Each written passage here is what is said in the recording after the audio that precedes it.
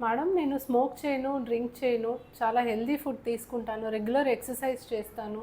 అయినా కూడా నాకు స్పర్మ్ కౌంట్ ఎందుకు తక్కువ ఉంది అని చాలా కామన్‌గా అడుగుతూ ఉంటారండి. సో వీర్య కణాల పరీక్ష చేసినప్పుడు స్పర్మ్ కౌంట్ తక్కువ ఉంది లేదా జీరో కౌంట్ ఉంది అని కొంతమందికి తెలిసినప్పుడు ఎటువంటి హ్యాబిట్స్ లేకపోయినా కూడా మాకెందుకు ఇంత ప్రాబ్లమ్ ఉంది అని అడుగుతారు. సో స్పర్మ్ కౌంట్ తగ్గడానికి చాలా రీజన్స్ ఉంటాయండి.